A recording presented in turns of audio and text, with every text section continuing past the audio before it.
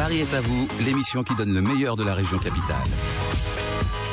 Karine Vergnol sur BFM Business.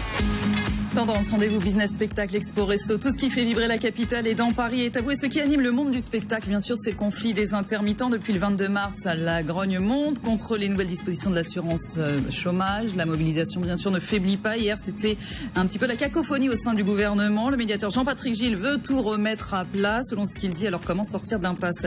C'est ce que nous allons voir avec Samuel Churin. Bonjour. Bonjour. Vous êtes comédien et porte-parole de la coordination des intermittents et précaires d'Île-de-France. Jean-Michel Ribes, bonjour. Bonjour. Directeur du Théâtre du Rond-Point, vous avez manifesté lundi à Paris pour soutenir les intermittents.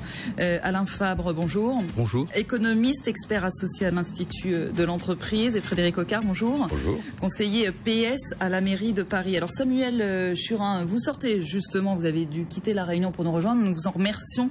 Le médiateur qui a été nommé en début de mois, Jean-Patrick Gille. Est-ce qu'il y a des avancées? Il doit rendre au plus tard ses propositions lundi ou mardi.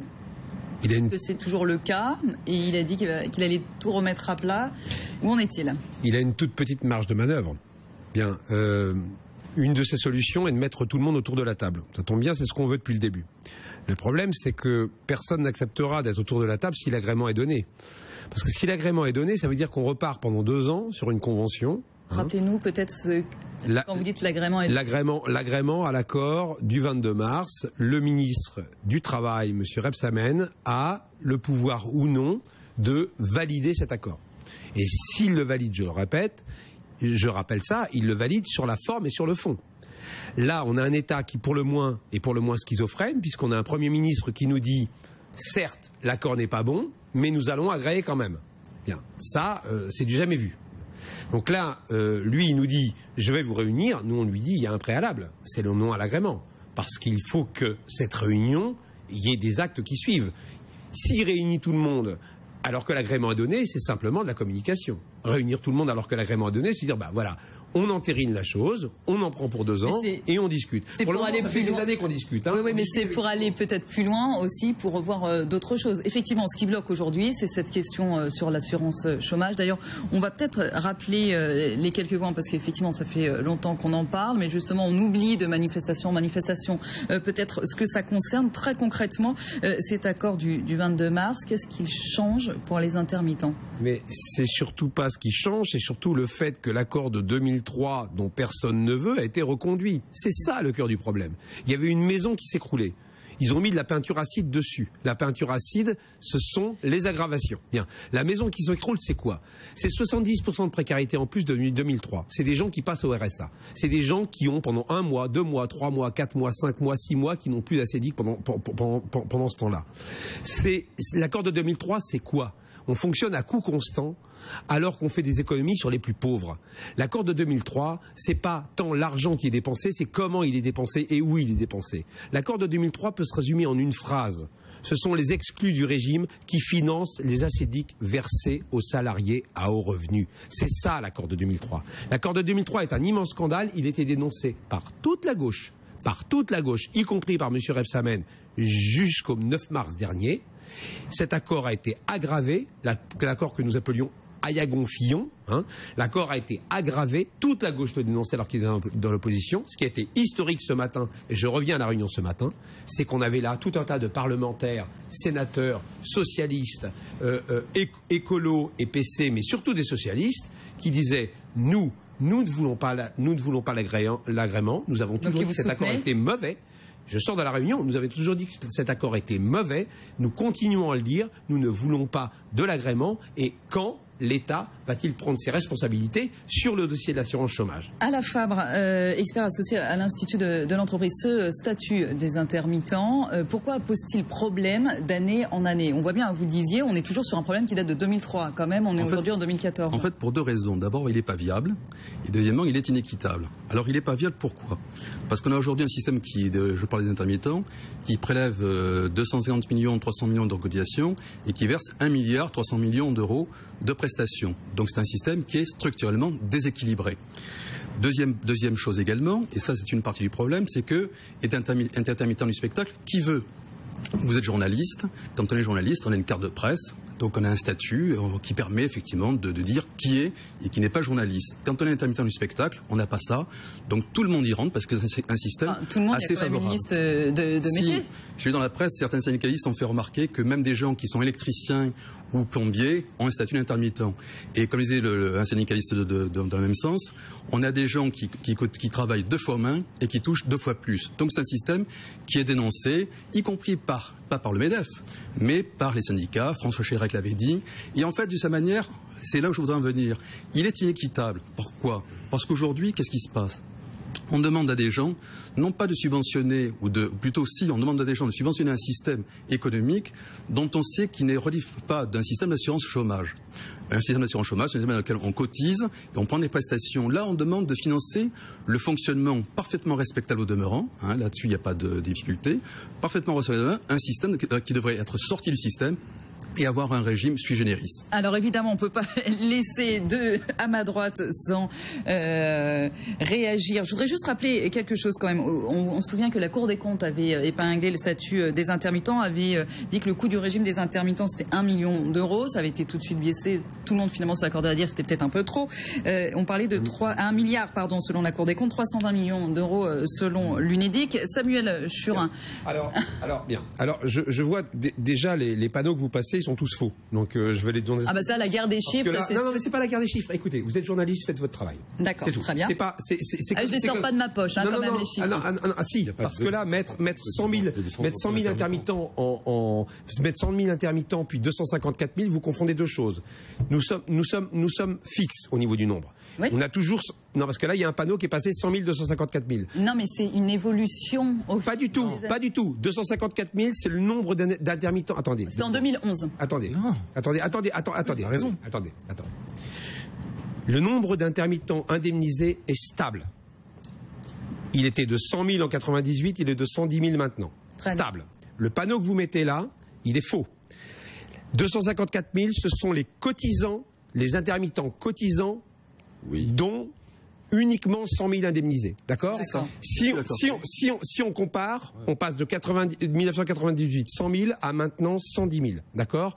Il y a eu des fluctuations. Le panneau de 254 000, il y avait déjà 230 000 intermittents. D'accord. Alors au-delà des chiffres. Très important. Je vais revenir. Et monsieur, à un moment donné, ce genre de propos, je vous le dis droit dans les yeux, on attaquera en diffamation. Ce que vous dites là est faux. Du début à la fin. Je vais vous expliquer pourquoi. Non, c'est vrai parce que les faits sont têtus. Je vais vous expliquer pourquoi. Les faits sont têtus. Monsieur, je vais vous expliquer pourquoi. Et alors, on pourra aller au tribunal, on vérifiera devant l'huissier et on verra qui a raison. Monsieur, si vous prenez n'importe quel 100 000 chômeurs indemnisés, vous arrivez à 1 milliard 200 millions de dépenses. Cette histoire du milliard est une arnaque absolue. Quand vous êtes au chômage, vous êtes évidemment déficitaire. Nous ne pesons pas plus qu'un autre chômeur. Je vous demande, j'ai fait vérifier ces chiffres par huissier, je vous demande de les écouter. Nous représentons 3,5% des chômeurs indemnisés, nous percevons 3,4% des dépenses. Vous êtes économiste, vous comprenez ce que ça veut dire. Nous ne pesons pas plus qu'un autre chômeur. Si on avait pris 100 000 personnes indemnisées venant de la sidérurgie, on aurait pu aussi dire qu'ils coûtaient 1 milliard 200 millions. Samuel Churin. Les 320 millions d'euros, c'est aussi une grande arnaque, parce que les 320 millions d'euros, et je finirai là-dessus, les 320 millions d'euros, c'est la différence. Effectivement, si on supprimait les annexes 8 et 10, on a fait un calcul, si on supprimait les annexes 8 et 10, on passerait au régime général. Et là, on ferait 320 millions d'euros d'économie, 320 millions d'euros d'économie en arrêtant d'indemniser une partie de la population des intermittents. Ça ne veut pas dire que le régime des intermittents est un surcoût. Parce que, monsieur, si vous prenez 100 000 cadres qui sont au régime général, je finirai la démonstration, si vous prenez 100 000 cadres qui sont au régime général, qui touchent actuellement jusqu'à 2 ans, voire jusqu'à 3 ans de chômage s'ils ont plus de 50 ans, que vous les passez au régime intermittent, au bout de 8 mois, ils ne toucheraient pas de chômage. Vous imaginez les économies qu'on ferait ? Eh bien, monsieur, nous avons fait la simulation. Excusez-nous, comme c'est un débat, on va laisser les autres réagir aussi. Frédéric Ocard, conseiller à la mairie de Paris, vous vouliez réagir? Oui, parce que sur ces questions de chiffres, le problème, d'abord, il faut même aujourd'hui le MEDEF reprend même pas les chiffres que vous sortez. C'est les chiffres de Pôle emploi. Même Madame Parisot n'est plus d'accord avec vous. Alors, Frédéric Ocard. Mais quel est le problème sur le fond, sur la question du fameux accord du 22 mars? Bon, c'est que sur la question de l'intermittence, l'UNEDIC dit qu'elle veut réaliser un certain nombre d'économies. Bon, ces économies sont chiffrées à 400 millions d'euros d'économies. Or, aujourd'hui, ce qui est proposé, c'est pour ça qu'il ne faut pas que cet accord n'est pas bon, c'est que ces économies, à hauteur de 40%, c'est-à-dire de 120 millions, reportent sur les fameuses annexes 8 et 10, c'est-à-dire les annexes des intermittents.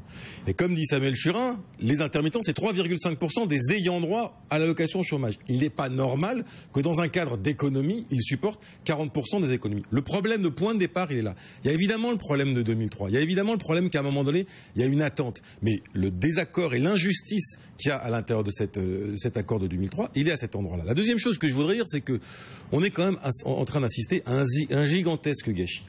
Il y avait un accord de la part de tout le monde sur le fait que ce qui s'était passé en 2003 n'était pas une bonne chose et qu'il y avait une réforme de gauche à porter sur la question de l'intermittence.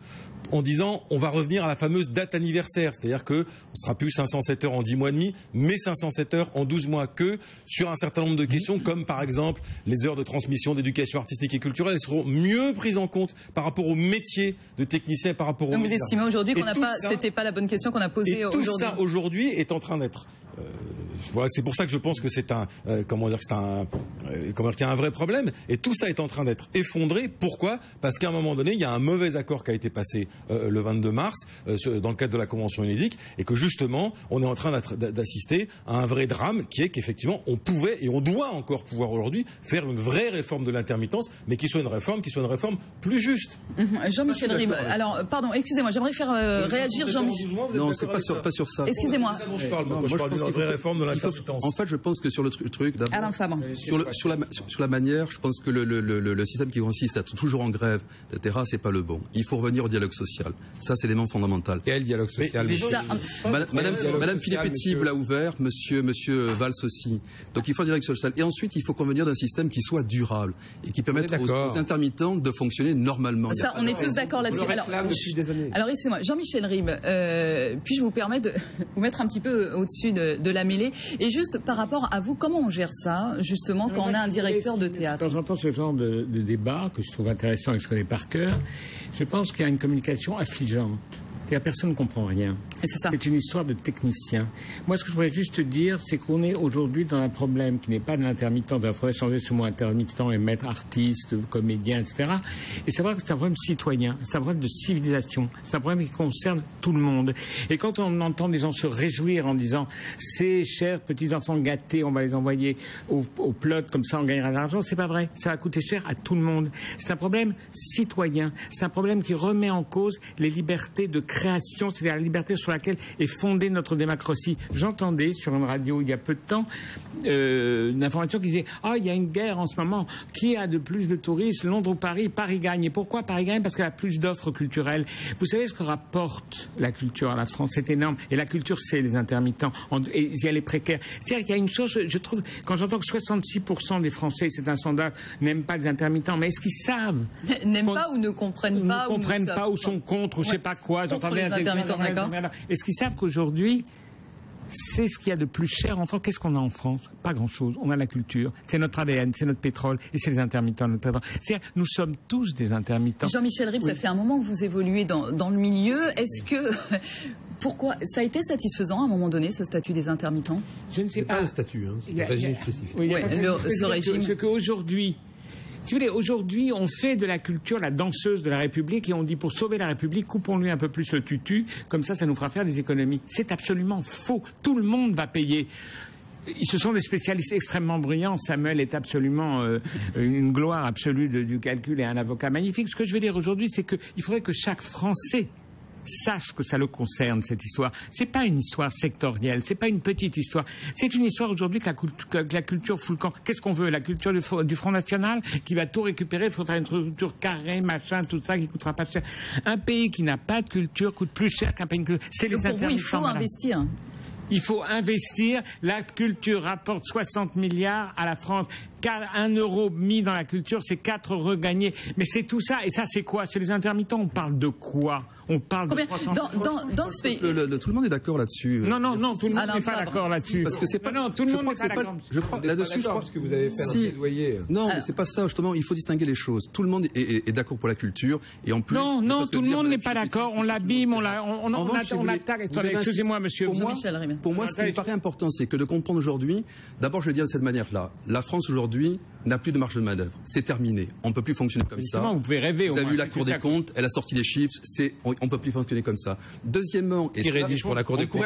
Attendez, on pourrait avoir un débat. MEDEF qui rédige pour la Cour des comptes. Non, on pourrait avoir un débat. Monsieur de Virvis, c'est un ex du MEDEF qui rédige pour la Cour des comptes. Dites pas non. Et réclamer de la part des professionnels. David de Virvis. Samuel Churin, d'accord. On pourrait avoir de la part des syndicalistes, de la part des professionnels du spectacle, une demande d'un régime qui soit viable. C'est ça le fond de l'histoire. Il n'est pas viable aujourd'hui. Vous pouvez faire tout ce que vous voulez. En quoi? Parce que vous avez un milliard. Mais quelqu'un qui est au chômage. Alors, Frédéric Ocard, pardon. Pas des chômeurs, les hommes de spectacle. Alors, laissez répondre, s'il vous plaît, Frédéric Ocard. On dit que c'est un système qui est un système créateur de richesse. Pourquoi est-ce que c'est un système qui rapporte 60 milliards à la collectivité, et Jean-Michel a parfaitement raison, dans lequel on met 10 milliards d'euros. Vous connaissez beaucoup si on parle économie, de branches dans lesquelles vous mettez 1 euro et ça vous en rapporte 6 fois plus. Donc, à un moment donné, il faudrait aussi réfléchir. Il y a plus de gens qui travaillent dans la culture que dans le secteur automobile. On a défendu l'exception culturelle. Et on a eu bien raison de le faire. Mais il faudrait aujourd'hui se poser la question de défendre ceux qui fabriquent l'exception culturelle. Or, l'intermittence du spectacle, c'est ceux qui fabriquent cette exception culturelle. Par exemple, non, attendez, moi j'ai pas parlé. Moi j'aimerais une question. Je voudrais rebondir sur ce que Jean-Michel a dit et ce que Frédéric a dit. Quand même, vous êtes économiste. Comment est-ce que vous pouvez balayer comme ça d'un revers de main ce qu'on appelle la solidarité interprofessionnelle? Voyons. Vous parlez. Samuel Churin, pardon. J'aimerais savoir. Non, laissez-moi vous poser une. Monsieur Churin, s'il vous plaît, laissez-moi vous poser une question. Vous m'avez attaqué sur les chiffres tout à l'heure. J'aimerais vous poser une question sur les chiffres. Très bien. Combien, dans le monde du spectacle, les intermittents représentent combien de pourcentage des gens qui travaillent dans le spectacle? Combien de pourcentage des gens qui travaillent dans le spectacle? Oui, sont-ils intermittents? Est-ce que tous les gens qui travaillent dans le spectacle sont intermittents? Non, il y a beaucoup de intermittents. Une question simple. Moi, mon théâtre, qui est le 3e théâtre de France en termes de fréquentation, il n'y a plus d'intermittents, je ferme. D'accord. Oui, d'accord. Non, mais je vous demande juste des chiffres. Mais il y a des permanents. Il y a les deux. Voilà. Les deux. Non, mais j'aimerais juste comprendre pour savoir de quoi on parle aujourd'hui. Dans tous les théâtres, il y a des permanents. Dans tous les théâtres, il y a des permanents. Mais je revenir sur la solidarité interprofessionnelle, c'est simplement dire qu'une activité impacte une autre. C'est simplement dire que quand nous cotisons, nous ne cotisons pas pour les intermittents du spectacle. Nous cotisons pour le pot commun de l'UNEDIC. Exactement comme va cotiser le salarié du restaurant d'Avignon, qui tient son travail uniquement parce qu'il y a le festival, et lui, ses cotisations iront bien au pot commun de l'UNEDIC. Simplement, lui, il dépend du régime général. On n'est pas en train de dire, ah bah nous, il faudrait qu'on récupère une partie de ses cotisations parce que s'il est là, c'est grâce à nous. Vous voyez ce que je veux dire? C'est ça. C'est comme quand un élu local dit, la caserne ferme, c'est une catastrophe. Puisqu'on parle. C'est la même chose. Là, les élus réclament des festivals. Pourquoi Martine Aubry refait son Lille 3000? Bien sûr, il y a un caractère émancipatoire, comme l'a dit Jean-Michel, qui est très important. Mais Lille 3000 a été réclamée au début par les marchands de moules frites. Parce que contrairement, ça leur rapporte de l'argent. Justement, puisqu'on parle de solidarité... On n'a pas des accords là-dessus, au contraire. Eh bien, ça, c'est des cotisations, monsieur. Mais bien sûr. Et alors, pourquoi vous nous séparez des autres cotisations? Parce que vous voulez absolument faire rentrer dans la tête une confusion entre le statut et l'activité. Ce n'est pas un statut, c'est un régime spécifique qui couvre les emplois courts, on a un système dans lequel on a une sorte de statut d'ancien régime. Mais non, et ensuite, un statut de précarité. Il faut mettre en place un système qui soit viable, dans lequel, je veux dire, les gens soient à l'aise. Vous savez la vérité. Ils seront pas obligés de tomber sur le RSA, des choses comme ça. Vous connaissez la vérité. Vous savez pourquoi le MEDEF nous attaque? Il nous attaque pas pour des raisons économiques, il nous attaque pour des raisons idéologiques. Il y a la CFDT, il y a tout ça. Samuel Churin, s'il vous plaît. Samuel Churin, s'il vous plaît. Parce que tout le monde est intermittent de l'emploi. Parce que tout le monde est intermittent. Parce qu'actuellement, il y a 86% des embauches qui se font en CDD. Et que le MEDEF ne veut surtout pas que notre régime spécifique qui couvre les emplois courts serve à tout le monde. C'est ça qu'ils disent le MEDEF en off. Ils savent très bien qu'au niveau des raisons économiques, c'est ridicule. Moi, j'ai juste une question, Samuel Churin, s'il vous plaît. Est-ce que je pourrais savoir combien il y a d'intermittents, du coup, aujourd'hui en France? Alors, il y a effectivement, nous n'échappons pas à la règle. Je disais tout à l'heure qu'il y avait 6 chômeurs sur 10 qui n'étaient pas indemnisés. Comme vos panneaux l'ont montré, il y a 254 000 intermittents, dont 110 000 indemnisés. Donc toujours aujourd'hui en 2014, dont 110 000 indemnisés. Ça, donc on n'échappe pas à la règle. Il y a 6 intermittents sur 10 qui ne sont pas indemnisés. D'accord, mais je voudrais juste savoir ces 250 000 personnes. Je voudrais pas poser la question à Jean-Michel. Vous parliez, oui, d'accord. En parlant de solidarité, oui, en parlant de solidarité tout à l'heure, quand il y a des grèves, c'est aussi, on a vu en 2003 par exemple le Festival d'Avignon qui avait été annulé. Ça pénalise aussi certains territoires. Vous disiez c'est important pour les villes, pour les théâtres, etc. Est-ce qu'il n'y aurait pas moyen, je m'adresse à vous en tant que directeur de théâtre, Jean-Michel Ribes, de faire autrement que de pénaliser justement des animations, ou en tout cas des festivals, des territoires et des gens comme vous? Qui pénalise qui? C'est ça le vrai problème. C'est qu'au bout d'un moment, en effet, comme le disait Samuel, moi je suis très pour qu'on se mette autour de la table et qu'on remette tout à plat, c'est vrai. Mais seulement si l'accord est signé, on ne peut pas. Je pense qu'il y a une vraie réflexion à faire. Et je pense qu'il y a tous les Français qui doivent être concernés, car je suis très frappé par ça. Non, mais c'est ça, c'est effectivement ce que vous disiez tout à l'heure. Non, mais je le redis parce que j'ai quand même fait des débats. Pourquoi je suis allé faire une manifestation place de la Concorde? Parce que la consanguinité, faire venir des intermittents au rond-point qui parlent des intermittents, stop. Il faut que les gens entendent que c'est de eux dont on parle. C'est de leurs petites chansons qui vont sortir dans la rue, c'est du petit poème qu'ils vont écrire, c'est du film qu'ils ne vont plus aller voir, c'est d'un tas de choses, c'est des amis qui ne viendront plus voir parce qu'ils s'emmerdent à Paris où il n'y aura plus rien. Non, mais c'est très important de savoir. Mais ce sera le mot de la fin parce qu'on n'a plus le temps. Donc ça nous concerne tous. Vous trouvez que j'ai fait un bon mot de la fin? Merci beaucoup Jean-Michel Ribes, directeur du théâtre du Rond-Point. Samuel Churin, porte-parole de la coordination des intermittents précaires d'Île-de-France, comédien. Frédéric Ocard, conseiller à la mairie de Paris PS, et Alain Fabre, économiste expert associé à l'Institut de l'entreprise. Merci à tous les quatre. On sent qu'on n'est pas sorti de l'impasse encore sur ce dossier des intermittents. Un nouveau journal sur BFM Business et Paris est à vous continue. Paris est à vous. L'émission qui donne le meilleur de la région capitale.